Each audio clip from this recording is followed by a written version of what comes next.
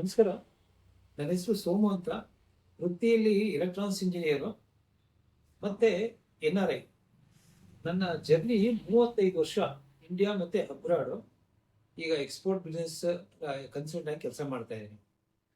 ಇದು ಜಕಾಲಿಸ್ ಅಂತ ಬಂದಾಗ, ಈ ಜಕಾಲಿಸ್ edible wood press edible oil ಇಂಡಸ್ಟ್ರಿನ 7 ವರ್ಷದ ಹಿಂದೆ ಸ್ಟಾರ್ಟ್ ಮಾಡಿದ್ವಿ. ಗದಗಲ್ಲಿ ನಮ್ಮ ಫ್ಯಾಕ್ಟ್ರಿ ಓಪನ್ ಮಾಡಿದ್ವಿ. ಮತ್ತೆ BV ಮಾಲದಲ್ಲಿ ಫಸ್ಟ್ ಬ್ರಾಂಚ್ ಓಪನ್ ಮಾಡಿದ್ವಿ. ಇದು ಹೇಳ್ಬೇಕಂದ್ರೆ ಕರ್ನಾಟಕದಲ್ಲೇ ಮೊದಲದು. ಇದಕ್ಕಿಂತ 2019 ಹಿಂದೆ ನೋಡಿದಾಗ ಈ ತರದ ಗಾಣ ಆಗೋದು ನೋಡ್ಲಿಕ್ಕೆ ಸಾಧ್ಯವೇ ಇರಲಿಲ್ಲ. ಸೊ ಇದು ಹೇಗಪ್ಪ ಬಂತು ಅಂದ್ರೆ, ನಮ್ಮ ದೇಶದಲ್ಲಿ 6 ರಿಂದ 7 ಲಕ್ಷ ಎತ್ತಿನ ಗಾಣ ಇತ್ತು. ಎಲ್ಲ ಮೂಲೆ ಗುಂಪಾಗೋಯ್ತು. ಯಾಕೆ ಮೂಲೆ ಗುಂಪಾಯ್ತು ಅಂದ್ರೆ, ನಮ್ಮ ದೇಶಕ್ಕೆ ರಿಫೈನ್ ಕಾನ್ಸೆಪ್ಟ್ ಎಂಟ್ರಿ ಆಯ್ತು. ರಿಫೈನ್ ಕಾನ್ಸೆಪ್ಟ್ ಏನಪ್ಪಾ ಅಂತಂದ್ರೆ, 80-90 ರೂಪಾಯಿ ಆಯಿಲ್ನ ಸೇಲ್ ಮಾಡಕ್ ಶುರು ಮಾಡೋದು. 80-90 ರೂಪಾಯಿಗೆ ಆಯಿಲ್ ಇವತ್ತು ಪ್ರಪಂಚದಲ್ಲಿ ಈ ತರ ಒಂದು ಶುದ್ಧವಾದ ಎಣ್ಣೆ ಮಾಡ್ಲಿಕ್ಕೆ ಸಾಧ್ಯವೇ ಇಲ್ಲ. ಸೊ ಒಂದು ಉದಾಹರಣೆ ತಗೋಬೇಕು ಅಂತಂದ್ರೆ, ಕಡಲೆಕಾಯಿ ಎಣ್ಣೆನೆ 1 ಲೀಟರ್ ಆಯಿಲ್ ಎಕ್ಸ್ಟ್ರಾಕ್ಟ್ ಮಾಡ್ಲಿಕ್ಕೆ 2.25 ರಿಂದ 2.5 kg ಕಡಲೆಕಾಯಿ ಬೇಕು. ಇವತ್ತಿನ ಸ್ಥಿತಿನಲ್ಲಿ 1 kg ಕಡಲೆಕಾಯಿ ಮಾರ್ಕೆಟ್ ಅಲ್ಲಿ 125 ರಿಂದ 130 ರೂಪಾಯಿ ಇದೆ. ಅಂದ್ರೆ 2.5 kg ಕಡಲೆಕಾಯಿನ ಎಕ್ಸ್ಟ್ರಾಕ್ಟ್ ಮಾಡ್ಲಿಕ್ಕೆ ಹೆಚ್ಚು ಕಡಿಮೆ 325 ರಿಂದ 350 ರೂಪಾಯಿವರೆಗೂ ಹೋಗುತ್ತೆ. ಮತ್ತೆ ಹೇಗೆ 80-90 ರೂಪಾಯಿಗೆ ಆಯಿಲ್ ಶುರು ಮಾಡಿದ್ರು ಅಂದ್ರೆ, ನಮ್ಮ ರಿಫೈನರಿನಲ್ಲಿ ಲಾಸ್ಟ್ ಒಂದು waste product white mineral paraffin ಅನ್ನೋದು ಮೊದಲು ರಿವರ್ ಮತ್ತೆ ಸಮುದ್ರಕ್ಕೆ ಇದನ್ನ ಬಿಸಾಡ್ತಾ ಇದ್ರು. ಅದೇನಾಯ್ತು ಅಂದ್ರೆ, ಅಲ್ಲಿರೋಂಥ ಕ್ರಿಯೇಚರ್ ಎಲ್ಲ ಡೆಸ್ ಆಗಕ್ಕೆ ಶುರುವಾಯ್ತು. ಆಗ WHO ಎಚ್ಚೆತ್ಕೊಂಡು ಇದು ಹೀಗೆ ಬಿಟ್ರೆ ನಮ್ಮ ಓಷನ್ ನದಿಗಳೆಲ್ಲ ಹಾಳು ಮಾಡ್ತಾರೆ ಅಂತ ಹೇಳಿ ಅದನ್ನ ಸ್ಟಾಪ್ ಮಾಡಿದ್ರು. ಬಟ್ ಅದು ಎಲ್ಲಿಗೆ ಹೇಗೆ ಡಿಸ್ಪೋಸ್ ಮಾಡಬೇಕು ಅಂತ ಕ್ವಶನ್ ಮಾರ್ಕ್ ಉಳ್ಕೋತು. ಕೊನೆಗೆ ಅವರು ಏನು ಒಂದು ಡಿಸಿಷನ್ ತಗೊಂಡ್ರು ಅಂದ್ರೆ, ಯಾರು ಕೂಡ ಬೈ ಮಾಡ್ತಿರೋ ಅವ್ರಿಗೆ ಫ್ರೀ ಕೊಟ್ಬಿಡಿ ಅಂತ ಮಾಡಿದ್ರು. ನಮ್ಮ ದೇಶದ 1.45 ಬಿಲಿಯನ್ ಪಾಪ್ಯುಲೇಷನ್ ಅಂದ್ರೆ 145 ಕೋಟಿ ಜನಸಂಖ್ಯೆ ಇರುವಂತ ದೇಶ. ಹೈಯೆಸ್ಟ್ ಕ್ರೂಡ್ ಆಯಿಲ್ ಬೈ ಮಾಡ್ತಾ ಇದೆ. ಸೊ ಈ ತರದ್ದು ಒಂದು ಕ್ರೂಡ್ ಆಯಿಲ್ ಬೈ ಮಾಡ್ಬೇಕಾದ್ರೆ ಈ ತರದ್ದು ಒಂದು ವೇಸ್ಟ್ ಪ್ರಾಡಕ್ಟ್ ಕೂಡ ನಮ್ಮ ದೇಶಕ್ಕೆ ಎಂಟ್ರಿ ಆಗಿ ಈ ತರ ಒಂದು ರಿಫೈನ್ಡ್ ಆಯಿಲ್ ಪ್ರಿಪರೇಷನ್ ಶುರುವಾಯಿತು. ಈ ಒಂದು ವೇಸ್ಟ್ನ ಅದಕ್ಕೆ ಮಿಕ್ಸ್ ಮಾಡಿ ನಮ್ಮ ಸಮಾಜದ ಜನಗಳ ಆರೋಗ್ಯನ ತುಂಬಾ ಹದಗೆಡಿಸಿದೆ.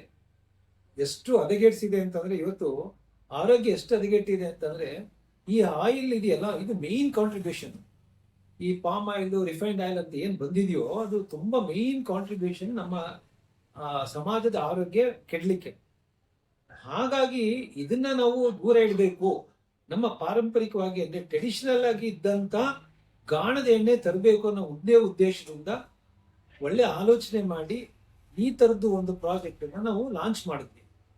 ಸೊ ನಮ್ಮದು ಎಲ್ಲ ವುಡ್ ಪ್ರೆಸ್ ಅಂದ್ರೆ ಮರದ ಗಾಣದ 24 ಮೆಷಿನ್ ನಮ್ದು ಓಡ್ತಾ ಇದೆ ಈಗ ಅಟ್ ಪ್ರೆಸೆಂಟ್. ಫ್ಯಾಕ್ಟ್ರಿಲಿ ಮತ್ತೆ ಎರಡು ಬ್ರಾಂಚ್ಗಳು ಎಲ್ಲ ಸೇರಿ 24 ಮೆಷಿನ್. ಇದು ಮರದ ಗಾಣದೇ ಆಗ್ಬೇಕು. ಯಾಕೆ ಮರದ ಗಾಣದೇ ಆಗ್ಬೇಕು ಅಂತ ಅಂದ್ರೆ, ಇಲ್ಲಿ ಯೂಸ್ ಮಾಡುವಂತ ಮರಗಳು ಅಂದ್ರೆ ಮಧ್ಯದಲ್ಲಿರುವಂತ ಸಾಫ್ಟ್ ಪ್ಯಾಲೆಟ್ಸ್ ಅಂತ ಡ್ರಮ್ಮು, ಇದು ವುಡ್, ಇದು ರೆಗ್ಯುಲರ್ ವುಡ್ ಅಲ್ಲ. ಇದು ಎಂತ ವುಡ್ ಅಂದ್ರೆ ಒಗಾಯಿ ವುಡ್ ಅಂತ ಒಂದು ಮರ ಇದೆ. ಅದೇನಪ್ಪ ಮೇನ್ ಕ್ಯಾರೆಕ್ಟರಿಸ್ಟಿಕ್ಸ್ ಅಂತಂದ್ರೆ, ಇದು ಈ ಗಾಣ ಸುತ್ತಬೇಕಾದ್ರೆ ಅಂದ್ರೆ ಇದು ಕಡಿಮೆ RPM ಅಲ್ಲಿ ಅಂದ್ರೆ 2 ರಿಂದ 3 RPM ಅಲ್ಲಿ ರನ್ ಆಗ್ತಾ ಇರುತ್ತೆ. ಸ್ವಲ್ಪ ಮಟ್ಟಿಗೆ ಈಟ್ ಏನಾರ ಜನರೇಟ್ ಆದ್ರೂ ಅದು ಅಬ್ಸರ್ವ್ ಮಾಡ್ಕೊಳುತ್ತೆ. So that is main characteristics of ಒಗಾಯಿ ವುಡ್. ಇಲ್ಲಿ ಈಟ್ ಅನ್ನೋದು ವೆರಿ ಇಂಪಾರ್ಟೆಂಟ್. ಯಾವುದೇ ಕಾರಣಕ್ಕೂ ನಾವು ಪ್ರಾಸೆಸ್ ಅಲ್ಲಿ ಅಂದ್ರೆ ನಾವು ಮ್ಯಾನುಫ್ಯಾಕ್ಚರಿಂಗ್ ಮಾಡಬೇಕಾದ್ರೆ ಉತ್ಪಾದನೆ ಟೈಮಲ್ಲಿ ಯಾವುದೇ ಕಾರಣಕ್ಕೂ ಶಾಖದ ಜನರೇಷನ್ ಆಗಬಾರ್ದು. ಯಾಕಪ್ಪ ಅಂತ ಅಂದ್ರೆ, ನಮ್ಮಲ್ಲಿ ಫುಡ್ ಅಲ್ಲಿ nutrient source is very important. ಸ್ವಲ್ಪ ಮಟ್ಟಿಗೂ ಶಾಖ ಏನಾರ ಜನರೇಟ್ ಆಯ್ತು ಅಂದ್ರೆ ಆ ನ್ಯೂಟ್ರಿಯೆಂಟ್ಸ್ ಎಲ್ಲ ಡೆಸ್ಟ್ರಾಯ್ ಆಗ್ಬಿಡುತ್ತೆ. ಸೊ ನಮ್ಮ ಫುಡ್ ಅಲ್ಲಿ nutrients role very very important. So ನಾವು ತಗೊಳ್ಳುವಂತ ಫುಡ್, ಯಾವುದೇ ಫುಡ್ ಅಲ್ಲಿ ಎಷ್ಟು ನ್ಯೂಟ್ರಿಯೆಂಟ್ಸ್ ಇದೆ, ಎನ್ರಿಚ್ ನ್ಯೂಟ್ರಿಯೆಂಟ್ಸ್ ಇದೆ ಅನ್ನೋದು ವೆರಿ ಇಂಪಾರ್ಟೆಂಟ್. ಸೊ ಇಲ್ಲಿ ನಮ್ಮ ಮರದ ಗಾಣದಲ್ಲಿ ನಮ್ಮ ಪ್ರಕೃತಿನಲ್ಲಿ ಸಿಗುವಂತ ಎಲ್ಲಾ ಸೀಡ್ಸ್ಗಳನ್ನು ನ್ಯಾಚುರಲ್ ಆಗಿ ಅಂದ್ರೆ ಈ ಮರದ ಗಾಣದಲ್ಲಿ 2 ರಿಂದ 3 RPM ರನ್ ಮಾಡಿ ಶುದ್ಧವಾದ ಎಣ್ಣೆ ತೆಗೆದು ಅಲ್ಲಿ ಯಾವುದೇ ಕಾರಣಕ್ಕೂ ಯಾವುದೇ ಪ್ರಿಸರ್ವೇಟಿವ್ಸ್ ಇರಲ್ಲ, ಯಾವುದೇ ನ್ಯೂಟ್ರಿಯೆಂಟ್ಸ್ ಡೆಸ್ಟ್ರಾಯ್ ಆಗಲ್ಲ, ಮತ್ತೆ ಎಲ್ಲಾ ಸ್ಯಾಚುರೇಟ್ ಫ್ಯಾಟು ಕೂಡ ಹಿಂಡಿ ಅಂದ್ರೆ ಕೇಕ್ ವೇಸ್ಟ್ ಪ್ರಾಡಕ್ಟ್ ಹೋಗುತ್ತೆ. ಮತ್ತೆ ಎಲ್ಲ ಮೈಕ್ರೋ ನ್ಯೂಟ್ರಿಯೆಂಟ್ಸ್ ಅಂದ್ರೆ ಮಾನೋಸ್ಯಾಚುರೇಟೆಡ್ ಫ್ಯಾಟ್ ಅಂಡ್ ಪಾಲಿಸ್ಯಾಚುರೇಟೆಡ್ ಫ್ಯಾಟ್ ಅಂತ ಏನ್ ಹೇಳ್ತೀವೋ ಅವೆಲ್ಲವೂ ಕೂಡ ನಮ್ಮ ಆಯಿಲ್ಗೆ ಫೈನಲ್ ಪ್ರಾಡಕ್ಟ್ಗೆ ರೀಚ್ ಆಗುತ್ತೆ.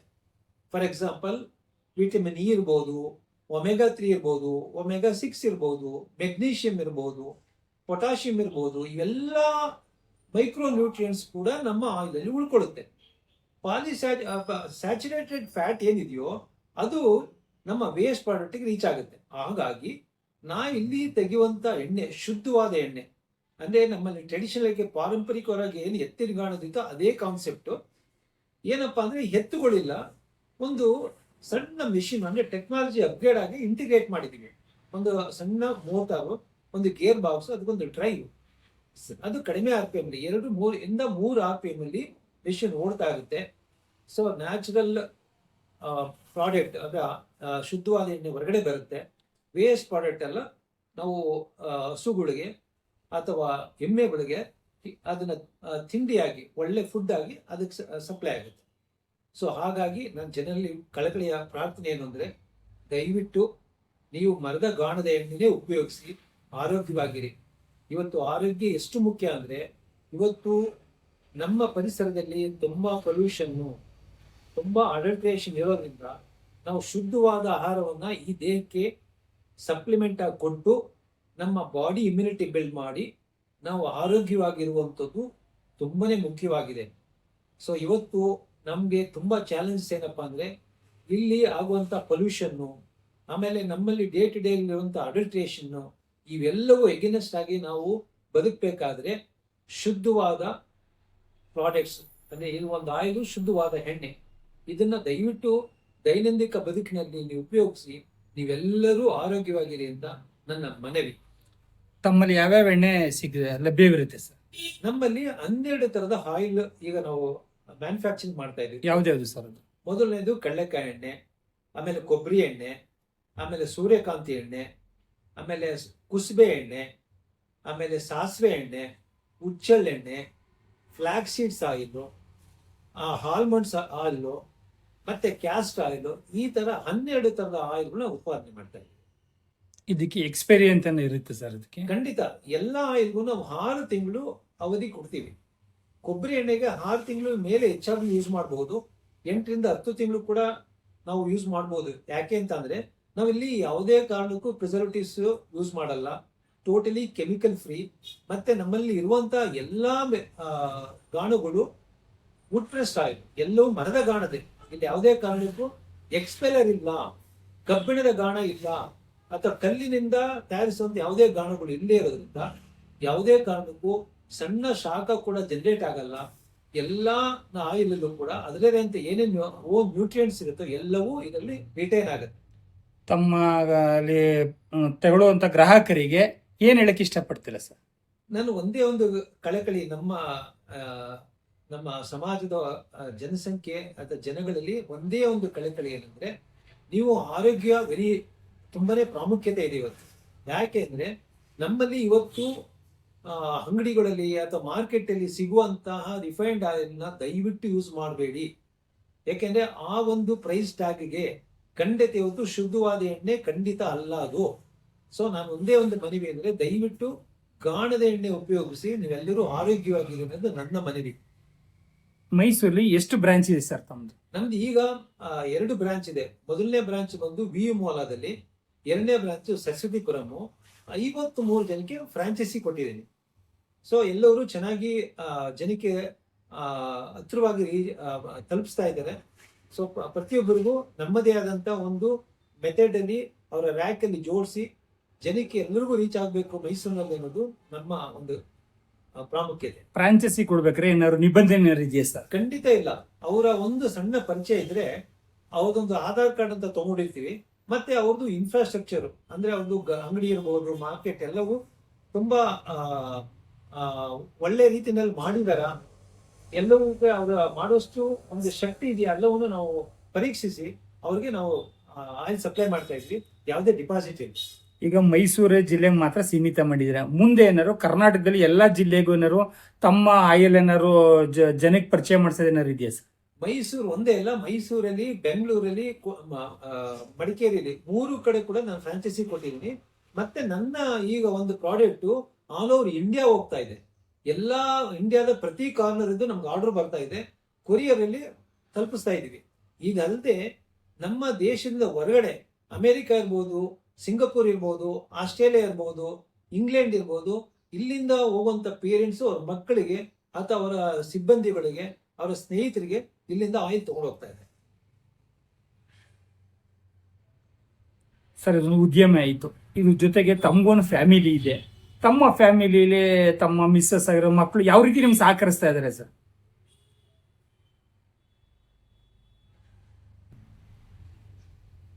ಈ ಒಂದು ಉದ್ಯಮಕ್ಕೆ ನನ್ನ ಫ್ಯಾಮಿಲಿ ತುಂಬಾನೇ ಸಪೋರ್ಟ್ ಮಾಡ್ತಾ ಇದೆ. ನಮ್ದು ಇಲ್ಲಿ ಹಣ ಮಾಡೋದಕ್ಕಿಂತ ಹೆಚ್ಚಾಗಿ ಜನದ ಆರೋಗ್ಯ, ಅಂದ್ರೆ ನನ್ನ ಸೊಸೈಟಿ ಆರೋಗ್ಯ ನನಗೆ ತುಂಬಾ ಪ್ರಾಮುಖ್ಯತೆ. ನನಗೆ ಹಣದ ಪ್ರಾಮುಖ್ಯತೆಗಿಂತ ಹೆಚ್ಚಾಗಿ ನನ್ನ ಸಮಾಜದ ಆರೋಗ್ಯ ತುಂಬಾನೇ ಮುಖ್ಯ. ಸಮಾಜ ಚೆನ್ನಾಗಿತ್ತು, ಆರೋಗ್ಯವಾಗಿತ್ತು ಅಂದ್ರೆ ಈ ದೇಶ ಚೆನ್ನಾಗಿರುತ್ತೆ, ಸಮಾಜ ತುಂಬಾ ದೃಢವಾಗಿರುತ್ತೆ ಅನ್ನೋದೇ ನನ್ನ ಒಂದು ಆಲೋಚನೆ. ತಮಗೆ ತಮ್ಮ ಶ್ರೀಮತಿಯವರು ಎಷ್ಟು ಸಪೋರ್ಟ್ ಕೊಡ್ತಾ ಇದಾರೆ ಸರ್? ಈ ಒಂದು ಪ್ರಾಜೆಕ್ಟ್ಗೆ ತುಂಬಾ ಸಂತೋಷವಾಗಿ ಬೆಳಿಗ್ಗೆಯಿಂದ ಸಾಯಂಕಾಲದವರೆಗೂ ಅವರೇ ಸಪೋರ್ಟ್ ಮಾಡಿ ಈ ಒಂದು ಉದ್ಯಮ ತುಂಬಾ ಚೆನ್ನಾಗಿ ಹೋಗ್ತಾ ಇದೆ. ಇದಲ್ಲದೆ ಪ್ರತಿಯೊಬ್ಬರು ನಮ್ಮ ಒಂದು ಅಂಗಡಿಗೆ ಬರುವಂತ ಪ್ರತಿ ಗ್ರಾಹಕರಿಗೂ ನಾವು ಎಜುಕೇಟ್ ಮಾಡ್ತಾ ಇದೀವಿ. ಅಂದ್ರೆ ಅವ್ರ ಅಪ್ಲಿಕೇಶನ್ ಇರ್ಬೋದು, ಅದ್ರ ಬೆನಿಫಿಟ್ಸ್ ಹೇಗೆ, ಅದು ಹೇಗೆ ಯೂಸ್ ಮಾಡಬೇಕು, ಇದು ಒಂದೊಂದು ಪ್ರಾಡಕ್ಟ್ ಹೇಗೆ ಅದು ನಮ್ಮ ಆರೋಗ್ಯಕ್ಕೆ ತುಂಬಾ ಹೆಲ್ಪ್ ಮಾಡುತ್ತೆ, ಎಷ್ಟು ಮುಖ್ಯ ಅನ್ನೋದು ಪ್ರತಿಯೊಬ್ಬರಿಗೂ ನಾವು ಎಜುಕೇಟ್ ಮಾಡ್ತಾ ಇದ್ವಿ. ನಮ್ಮ ಮೇನ್ ಫಂಕ್ಷನ್ ಅವ್ರು ನಮ್ಮ ಬರುವಂತವ್ರಿಗೆ ಸಂತೋಷದಿಂದ ಎಜುಕೇಟ್ ಮಾಡಿ ಅವ್ರು ತುಂಬಾ ಆರೋಗ್ಯವಾಗಿ ಇರಬೇಕು ಅನ್ನೋದೇ ನಮ್ಮದ ಒಂದು ಆಲೋಚನೆ.